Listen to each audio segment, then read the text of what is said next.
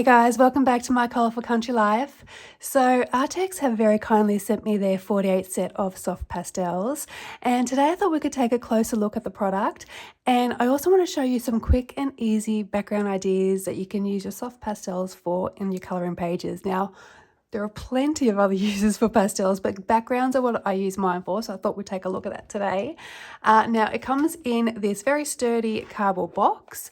On the back we have the colour swatches showing us all the colours that are included in this set. And then let's just open it up.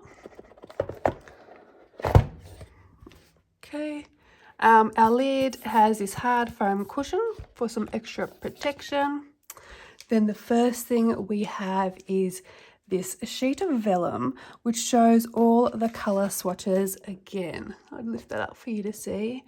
Now each swatch here has information pertaining to the colour of the pastel. So as well as the colour name and number, we also have the pigment numbers that make up the pastel written underneath the name. And then we have these stars underneath to signify the light fast rating of each of the colour, which is anywhere from, say, 3 stars up to 5 stars. And I'll lift that up so you can have a closer look again to all that information. Now, I've never seen this much information provided before on pastel sets, especially surprising for a budget-friendly set, so that's nice, especially handy for professional artists. And speaking of the price, it's currently available for $49.99 on Amazon Australia. The set plus all the tools I use in this video are all linked in my Amazon store down in the description box down below. Now, let's have a look at our colours here. We have a great range of colours. For this size set, we have a little bit of everything. Now, personally, I'm more drawn to using earthy tones in my colouring. So we've got a lot of blues, a lot of greens, and a lot of browns. There's a lot to work with there. So our pastels are each encased in their own individual slot inside this sort of soft foam insert, and they're quite well protected in there.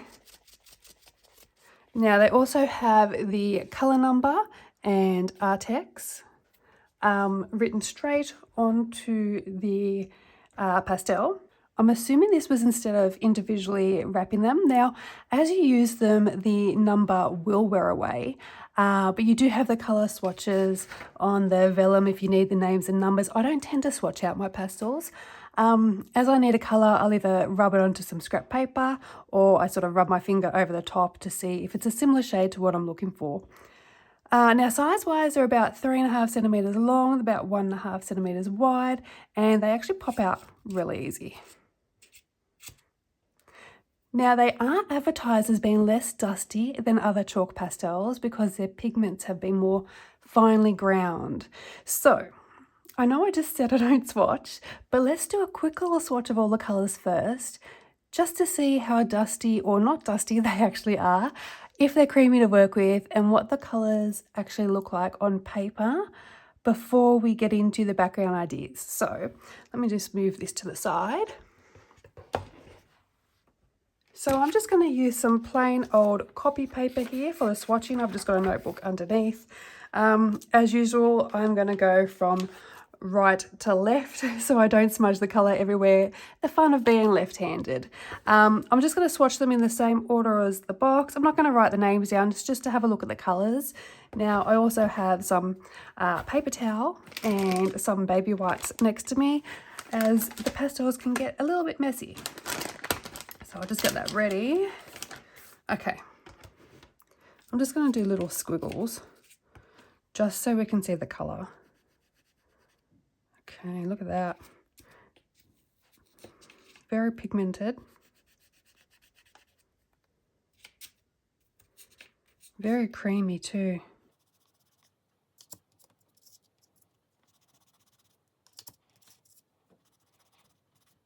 And they really aren't that dusty. This one has a little bit more dust. Maybe because of the pigments in them. Yes, that one's a little dusty. But they're really not that dusty. That's a pretty colour. What's that? S235. Pyrrole Orange, I think it's called. I wonder if, I know the colour names look a little bit different to the pencils, but I wonder if the colours themselves match. Maybe we need a conversion chart from ARRTX pastels to ARRTX pencils. That white is really pigmented too, isn't it?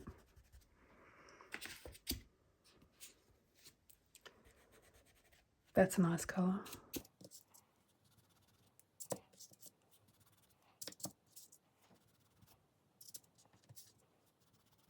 That's pretty as well. It's like a deep coral in that one. There's some good tones for like for a skin colour here. Some nice light skin tones. See when we get to the browns if we've got some nice colours for dark.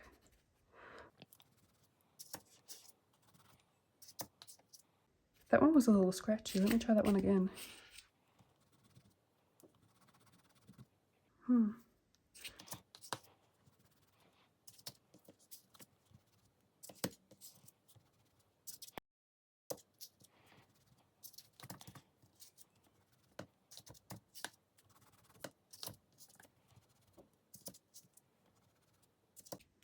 you can see a couple are a little bit more dusty than the others, but overall they're not really that dusty. They're all fairly creamy. That one was a little bit scratchy. I don't know if it just, if there's just something on the end of it. I'll have to give it another try.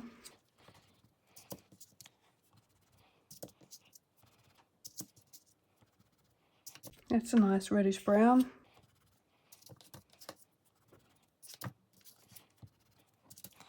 Our last row.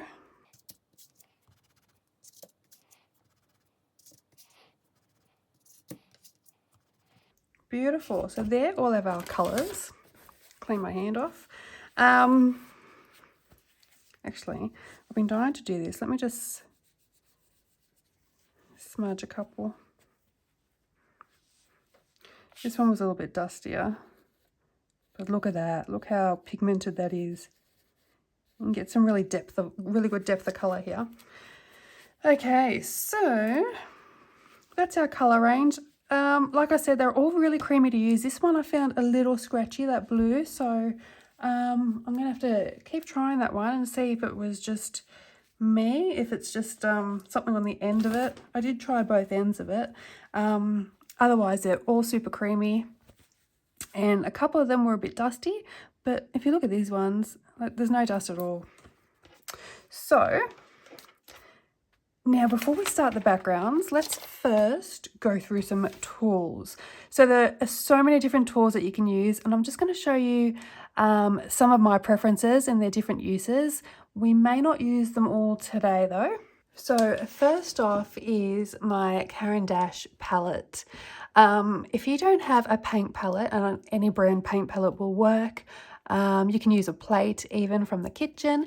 Anything that's smooth, so I use my smooth side of my palette. Anything that's smooth and non-porous will work. So I scrape onto my smooth side. You can always rub it onto the rougher side if you prefer. Now I use my palette when I don't want to apply my colors directly to the page. So I will use my craft knife and scrape the color off onto my palette. Then I'm going to pick the color up from the palette and apply it to the page that way. So this gives you better control with your color placement, as opposed to if you scrape the colour directly over the page. Now, the times I do scrape my colour directly over the page is when I have a large negative space to cover. Next is a craft knife. If you don't have a craft knife when you're using pastels, you could use the side of a ruler, any hard plastic, a knife from your cutlery drawer. There is always a household item that would work. And this is just what you're going to need to use to scrape off your colour, whether it be onto your palette or direct to your page. Next we have our blending tools. Now, a favourite of mine is the blending stump or a tortillan. Now these come in an assortment of different sizes. They're made out of paper and they are perfect for getting into the smaller areas on your page, and you're going to get a nice smooth result. Now I hold it the same way I hold a pencil, and to clean off the colour you will need some fine sandpaper. This is one that I've clearly been using already. And you just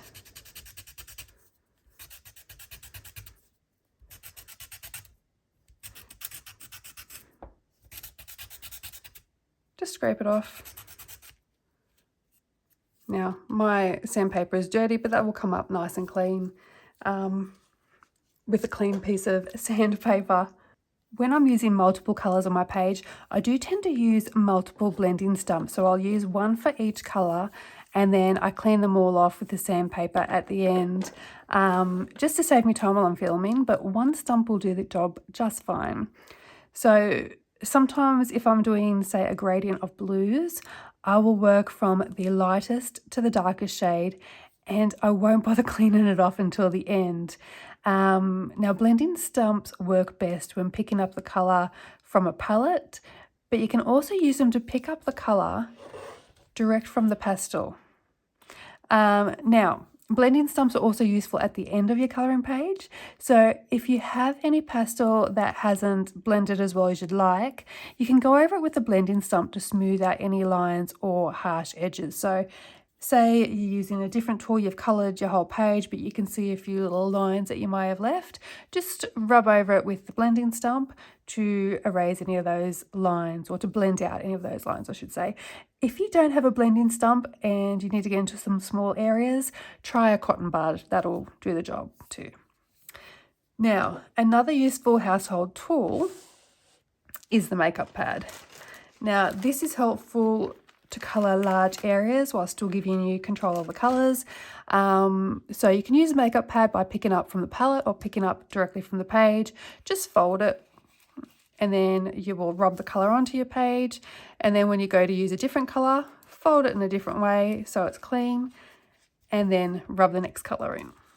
Next tool is a makeup brush. Now, this is all from one set. They come in an assortment of sizes and shapes for all different areas.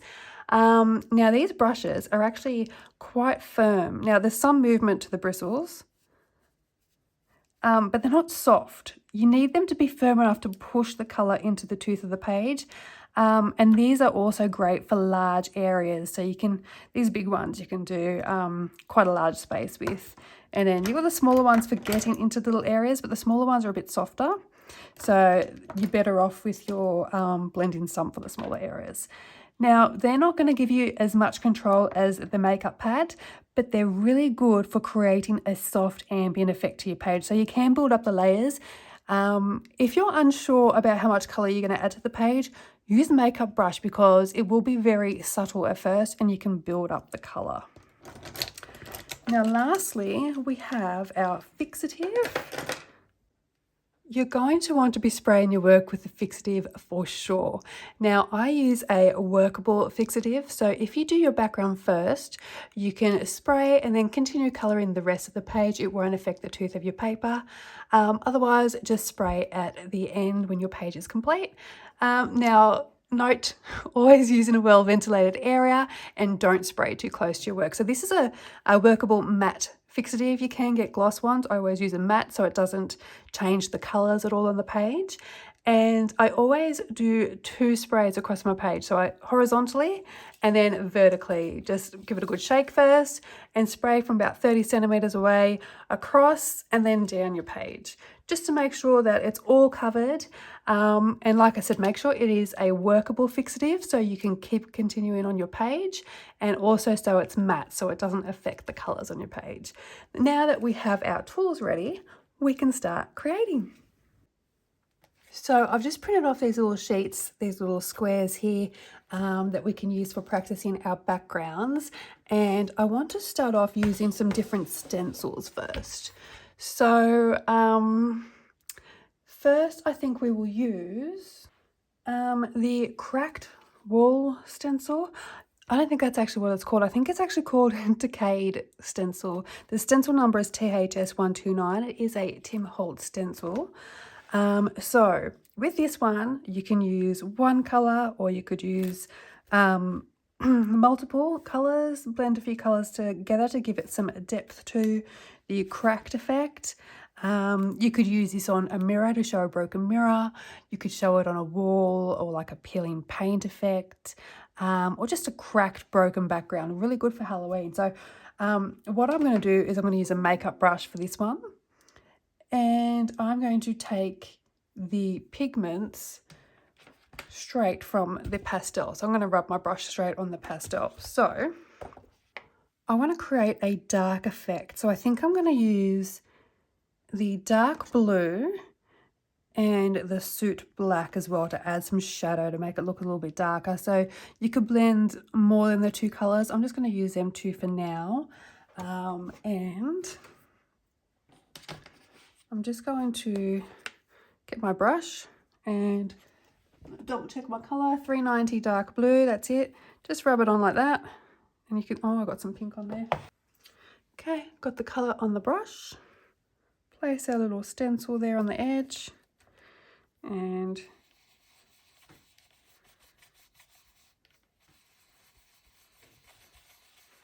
gently rub it in.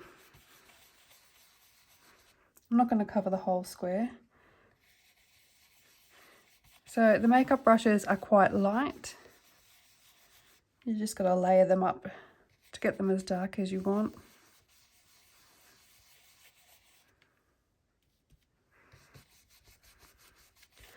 So let's just soften out that edge.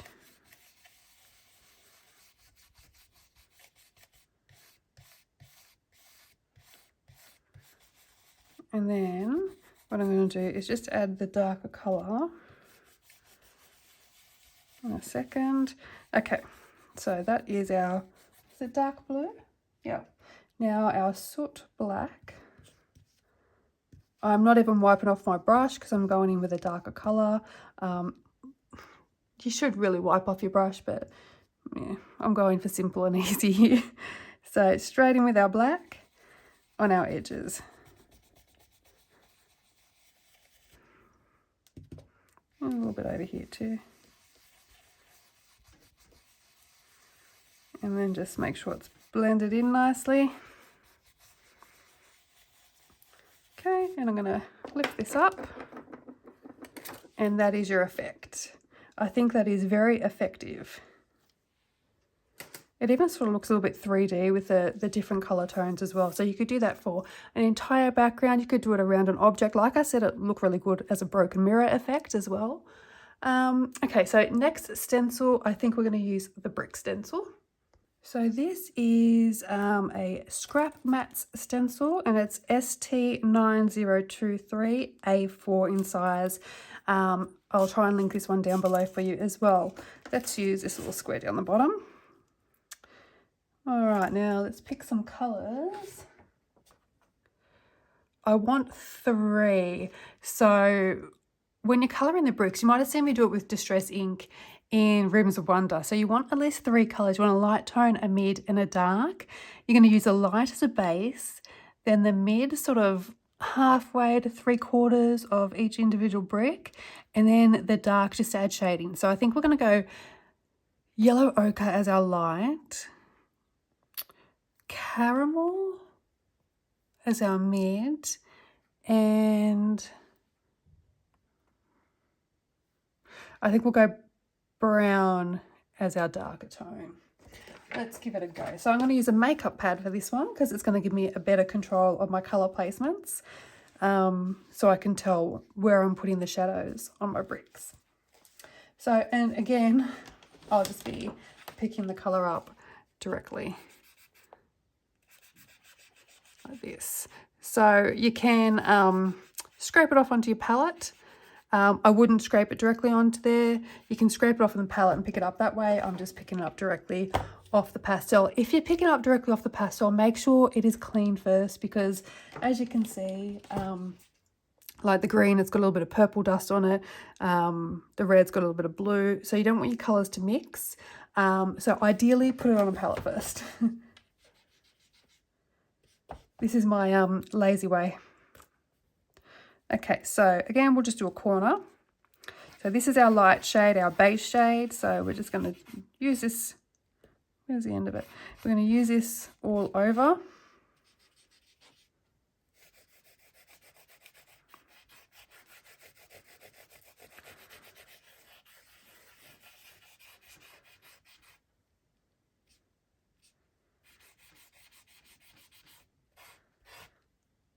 Now you can clip your stencil down.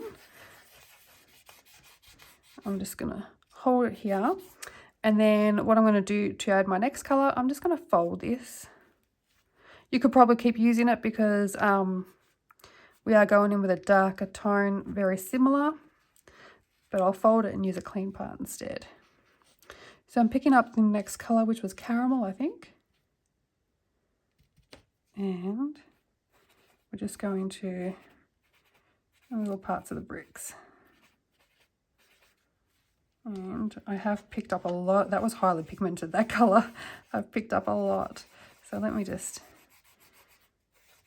fold it over like this. And we don't want to do the entirety of every brick, just pieces. I'll blend this one out a bit.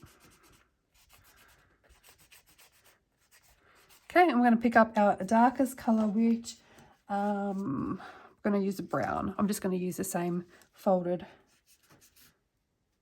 piece. And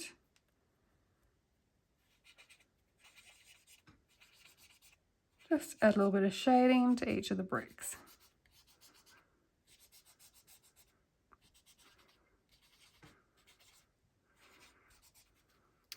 And to make sure it's blended nicely, we just go back. You can either use the lightest colour or you can use a clean part and just blend it out.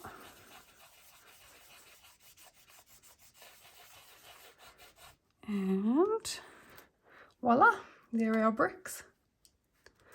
Okay, so that is 2 different stencil types. Let's use a third one. And that is going to be our cloud stencil, my beloved cloud stencil.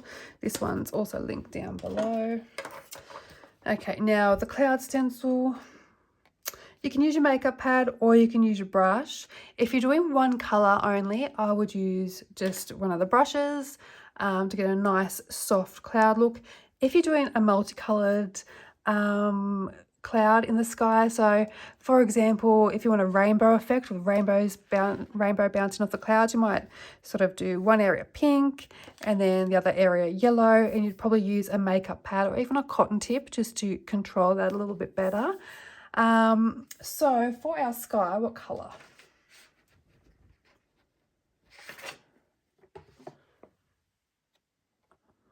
I think we've got sky 3-2 for 1. We've got azure.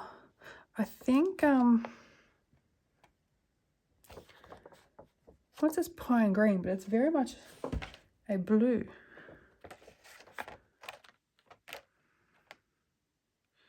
I think we're going to use 325 azure to create our clouds. And I'm going to, I haven't cleaned that brush, so I'm going to use this different size brush. This one here.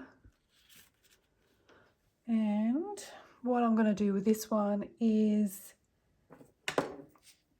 I'm going to use my craft knife, and I'm actually going to just put some of the colour onto the stencil.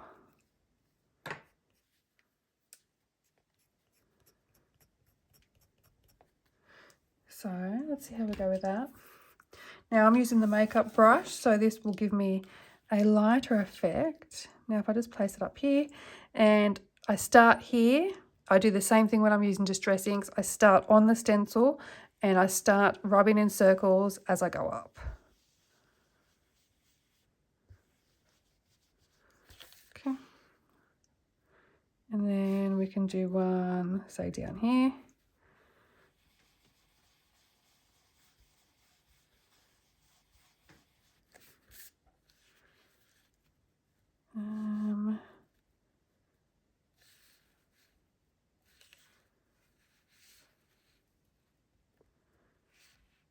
Across here.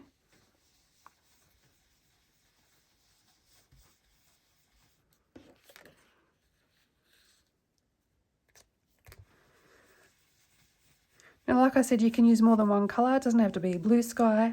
I've done in, I think it was in Worlds Within Worlds, I did a grey, like a dark gloomy sky with a grey colour.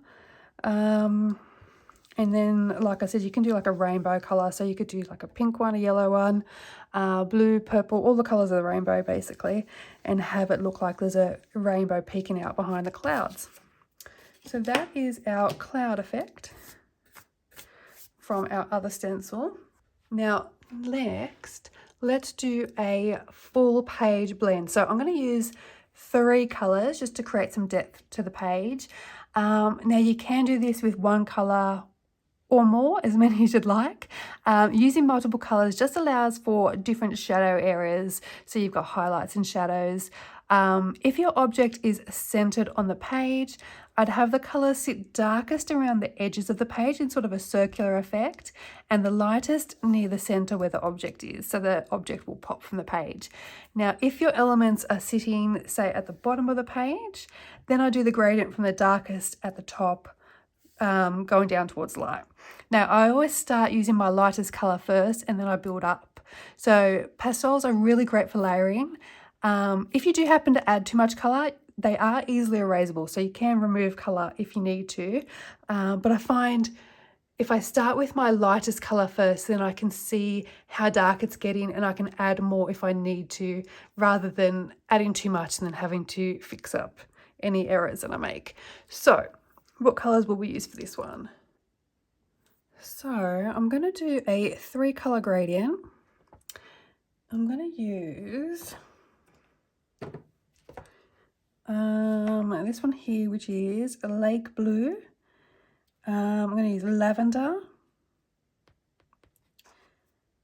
and purple here. That one, and that one. And what I'll do is I'm going to scrape them off onto my palette first, I think.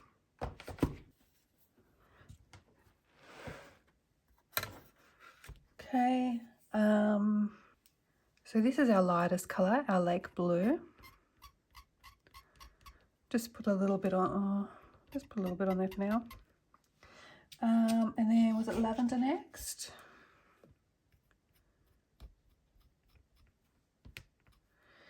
And then just a little bit of our darker color, which is our purple.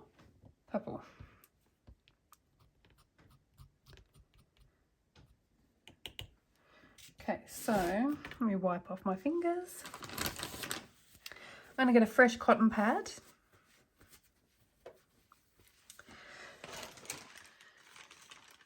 And I'm going to go from lightest colour to darkest. Make sure I've got it all in frame for you. So lightest to darkest, I'm going to do the light colour over everything. And then I'm going to do the mid-tone, sort of that much through, and then the dark tone just around the edges. Now, on your colouring page, if you're doing the entire page, just put a bit of paper behind it. If your page is sort of like bordered off, what you can do is if you get a little bit of washi tape, just gently, very gently, don't push it down, add a little bit of tape to the edge. I'm just doing this rough just to show you. If you add a little bit of tape to the edge, it'll stop you from going out of the lines. Now, don't press too hard so it's easy to pull back up. I'm going to use a makeup pad because this area isn't that big, but if I was doing a full page, I'd probably use a makeup brush. So let's start with our lightest colour.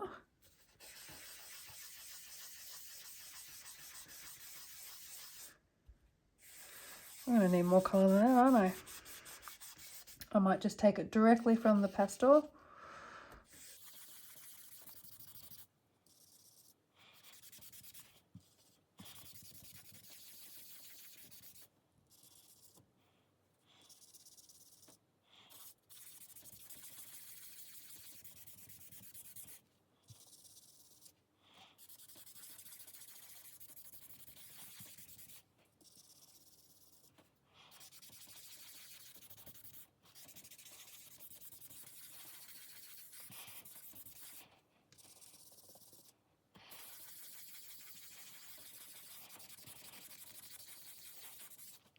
Okay, now I'm going to use the next colour.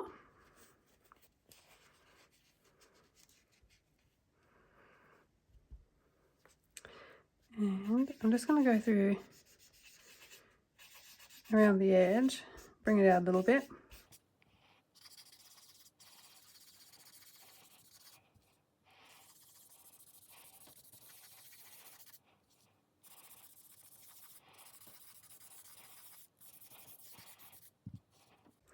So in photography, we actually call this a vignette, where it's darker on the outside coming in, sort of like, think of it like a bit of a tunnel.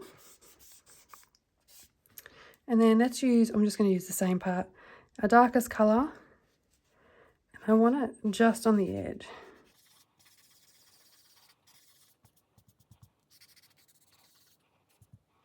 I'm going to be going outside the lines here.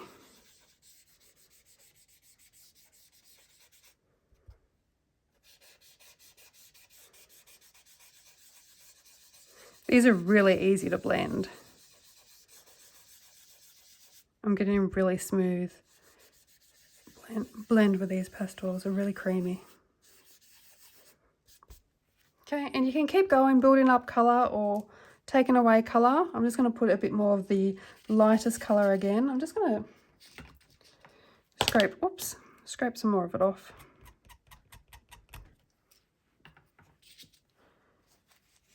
And there we go, that's a bit better.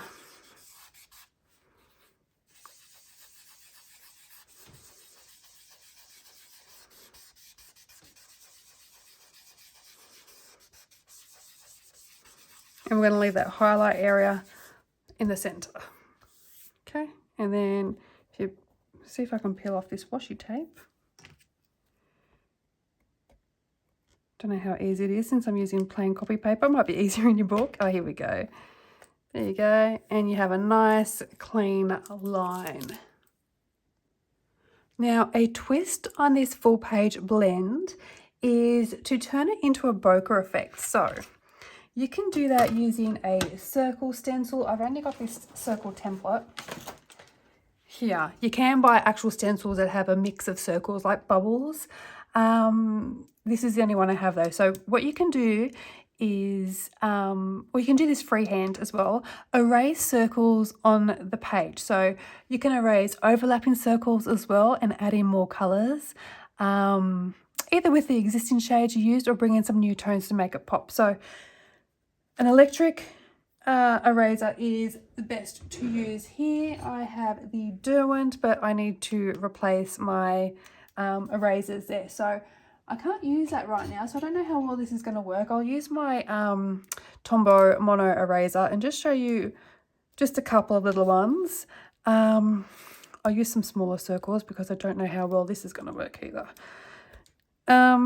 Yep, so just place your stencil, erase your circle. I'm just going to do this rough because I don't have the right eraser for this at the moment. Okay. And then what you could do is put a little bit of colour on that circle using one of your blending stumps. So, for example, let's pick, I think we should go in with a different shade of blue just to show a bit of difference. So we've used that one, and that one. Let's try, what's that one called? Sky. Let's try Sky. And I'm going to use the paper stump directly on the pastel. You see the colour payoff there? So what I'm going to do is colour in. Now you can leave your circles blank and pepper them throughout the page, different sizes, different areas, overlap. This is the second option for a bokeh effect. Fill in your circle with a colour. Just use a clean edge to make sure you soften those edges up a little bit.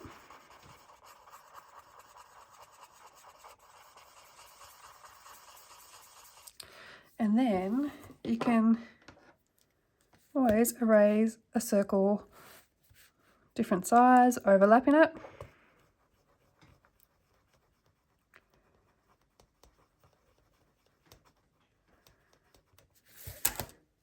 Leave that one blank. You can do another one over here. I'll try and use smaller circles. Do another one over here.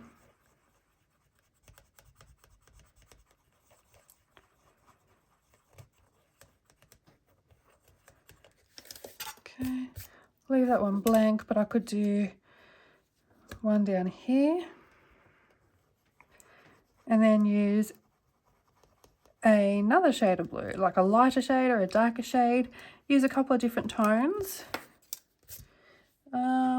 Maybe I'll go darker so I can use the same blending stump and I don't have to clean it off, because you don't need to be seeing that. Okay, so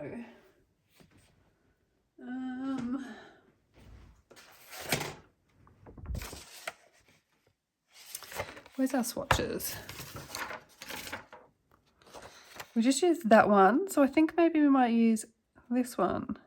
And then one of these would be also a good idea for the darkest colour. So let's go with Cobalt Blue.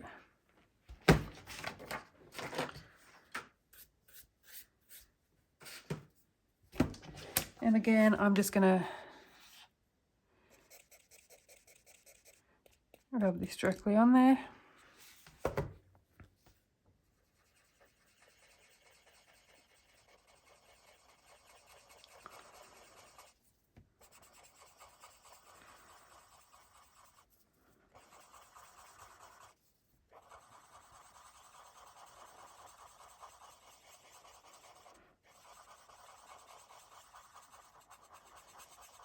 Soften the edges a bit. And you can continue doing that. So you could even add in some purples as well. So that's a nice bokeh effect. You can also do the opposite way. So like I did in the Rooms of Wonder, the spherical, the Magic Potions page, I used the pastels to create different coloured circles on the page, more looking for a bubble effect rather than the bokeh effect. So instead of doing the background and then erasing, you would just use your stencil, where did I put it,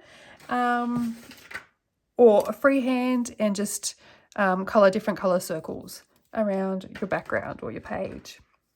One other thing with the cloud stencil as well, you can do a full background of colours. You could even do like a gradient of colours, and then you can erase your cloud lines.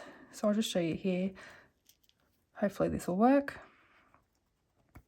So you can erase different shapes, not necessarily just clouds. You can erase any shape. Add in a moon, stars, anything. So next, get a fresh piece of paper. So there's a couple of other options I want to go through. Now one is like a soft glow around the object. So what can I use as my object? I'm just going to draw on the page. I'm just going to use this. Let's work on this side, right to left. I'm just going to draw. Actually, that's a bit too big. Let me just do this. Okay, so our colouring page, our main object is here. Sometimes with portraits, it's kind of just centered in the page. Like, what was the last one I did? Rose and Her Friends 2. The picture was centered in the page here. Don't you love my drawing skills? And then I used the soft pastel just around the background to create a soft glow. Now, this one is super easy. It's basically the opposite to the full page blend, where in this case, your darkest color will be closest to the object. I usually only use one color for this, and I have the darkest layer closer to the object, and then lighter layers. So you do one layer to show where you need it, and then start building it up closer to the object. You can use multiple colors and create a blend. If you do that, always start with your lightest color first, and have it to where you want it. So you might want your lightest color to reach around here, and then your mid color to here, and then your darkest color here. So I would use a makeup brush for this. Now I haven't cleaned any, so now I'm onto my bigger brushes. This is too big for this little square. And you can use any color for this. If you're doing one color, pick a color tone that is already on your page, and use that to bring it out. So for this example, we might use this color here because I think it's really pretty. It's going to be very bright, but it's really pretty. What's it called? Cinnabar. Okay, so I'm just going to use the brush directly on the pastel. So you can put this on a palette first, or you could scrape it onto your page very close to your colouring. And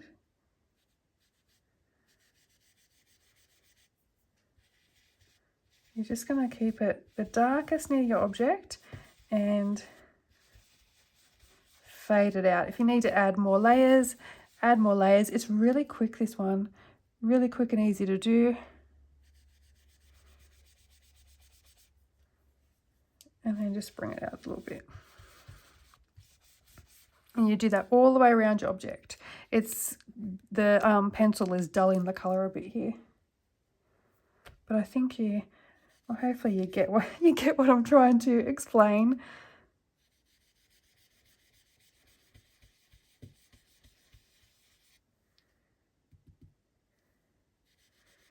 The darkest around the colour. Around the object, sorry. Darkest around the object, and then bring it out. Okay, so you would do that all the way around the object. Oh, one last one that I want to show you, and I'm going to need a clean makeup pad for this one. And I'm going to need my water brush. So, first of all, we're going to create a grassy green background. I think we might use this colour here, which is, it's called grass. It's called grass? Yeah, it's called grass. So we're going to use this colour here. And I'm just going to scrape some off onto my palette.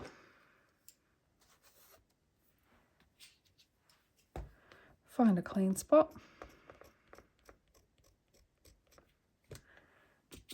Okay, clean makeup pad.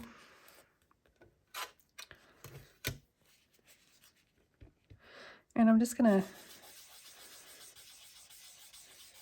add in a little bit of grass on the bottom of my page.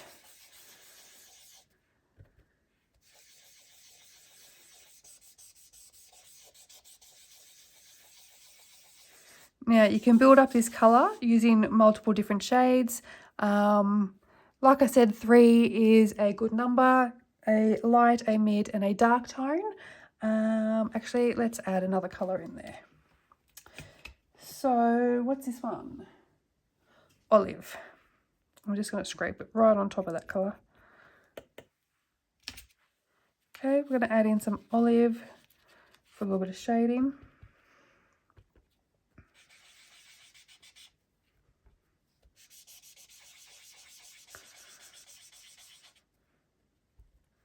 I'm just adding it right at the bottom of the page. Okay, now this is where it gets fun. So these aren't a water-based product, but you can add some water to them to create a painterly effect. Now you can either mix the colour on your palette, so add water to the colour on your palette, or and so if you add your water to the colour and mix it here, it doesn't mix up well because it isn't a water-based product, so you're going to get a very faded, very light look. So the other way is to draw an object directly on the page with the pastel and then soften it by activating with water. This is, it's like a way to create an optical illusion. So if you think of a forest scene, think of Joanna Basford's Magical Jungle. And what you can do with this technique is create the illusion of more trees behind the main object, or even vines like falling from the sky. So this is going to give you some depth to the forest. So I'm going to use that same olive colour, the darker tone we just used. And I am no artist and I cannot draw, but let's put in some blades of grass because I can't draw trees. So I can't even draw grass, but let's give it a go. This has just got a bit of colour on it. Just going to make sure my pastel is clean. Okay, and then if we just do flick up some blades of grass, and then with our water brush, we're just going to go over the top like that.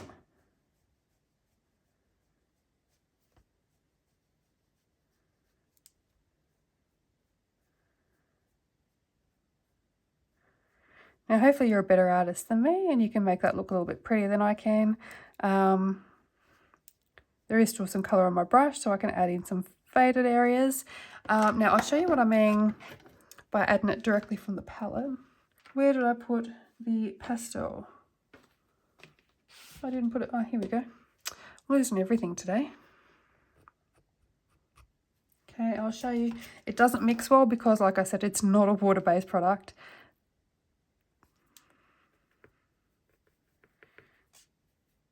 So you can still see the particles there, but it's sort of muddying up the water a little bit with that colour.